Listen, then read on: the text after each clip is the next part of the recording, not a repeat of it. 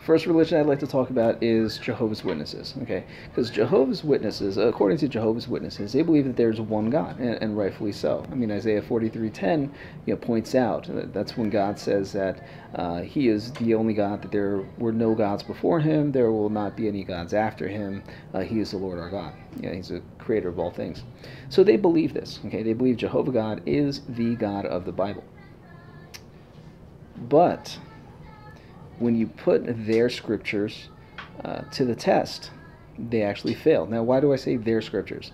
I said because they came out with this translation. It's called the New World Translation. We can talk about the origins of this translation and how it stems out of the occult and stuff like that. But I'm not going to get into that. And if you have 30 seconds with a Jehovah's Witness, you don't have time for that either. So you need to get to the quick, and then start bringing up scriptures, the actual scriptures, and start leading people to the gospel of Christ. So how do we do that with a Jehovah's Witness? Well, they believe that there's one God, but their version of John chapter 1 tells a different story.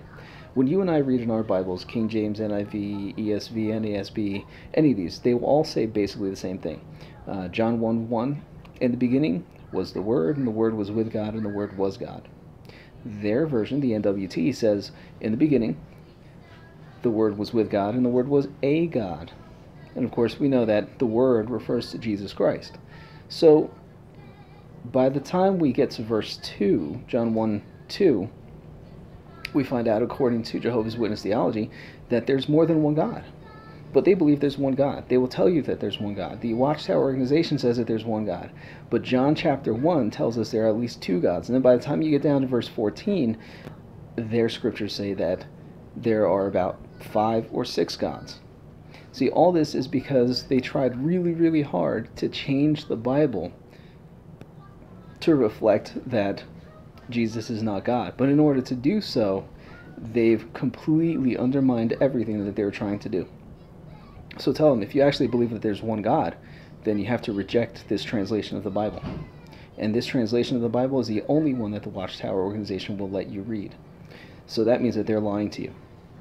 So if you really want to know God, you have to reject this version, the NWT of the Bible, get rid of it. Grab any of those other versions that show that Jesus is God, because just about every single other version says so.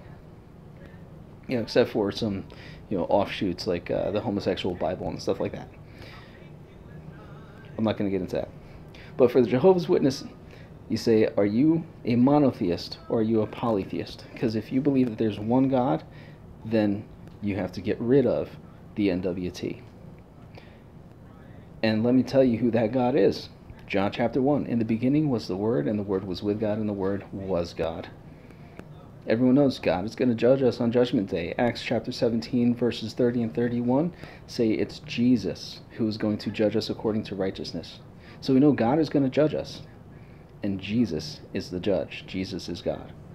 Jesus said, unless you believe I am He, you will die in your sins. We don't want that for the Jehovah's Witness. So point out this glaring error, lead them away from the Watchtower organization, and bring them to the foot of the cross. Till next time, be fearless, go witness.